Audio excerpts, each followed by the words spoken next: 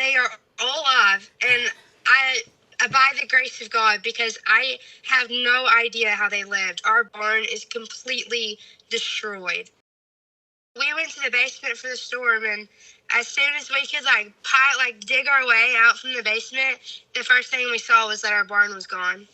We are rodeo athletes. Me and my sister both barrel race, and so our horses here are for like rodeos. So whenever you saw the barn, what was the first thing that went through your head? Me and my sister both hit the floor, like screaming, crying, holding each other, because we knew that like if it was gone, there was no way it could be good.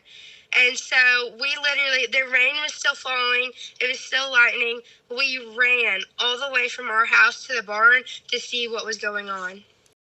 And what did you see when you got there? The first thing I saw was that horse that was stuck underneath the concrete trough. We call her Blondie. She's probably been here the longest out of any of them. She is absolutely our baby. She's been everywhere with us. Like, she's gotten to go to Oklahoma and Texas and Kansas. Like, she's very talented, and it broke my heart. I dropped to the ground and I held her. I thought she was already gone. When I found her laying there, I looked at my sister and I was like, I'm not ready to say goodbye yet. But my dad told me, he thought she was dead. So he told me to go and get away from her. And so I did. I went to go helping the other horses. And I overheard somebody say, well, Blondie's up. And I was like, there's no way. What do you mean? That trough is over 1,000 pounds. And so yes, it's pure concrete. So for those guys to be able to pick it up and get it off of her like that, it brought me straight to tears. Once we rolled the concrete trough off of her, she doesn't even have a scratch on her. There's 2 that are in serious condition, and they're still hospitalized, but the other 5 are doing great.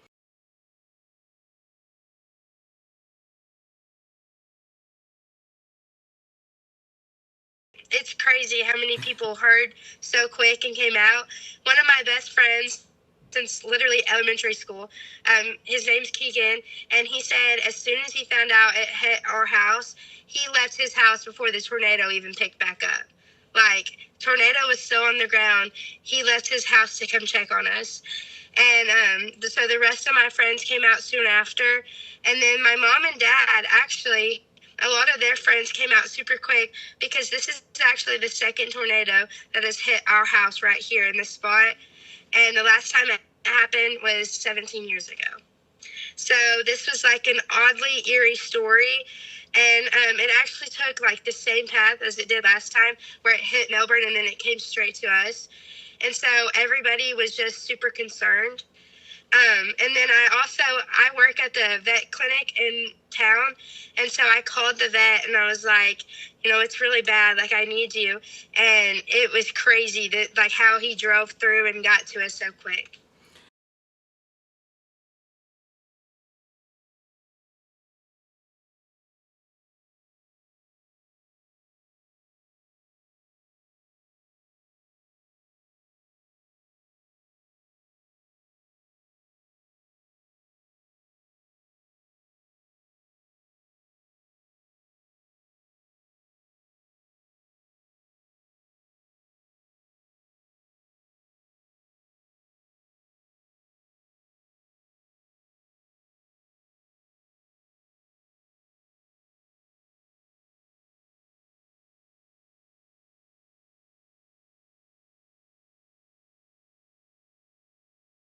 The horse that I run competitively, he's looking to be out for 2 to 3 months.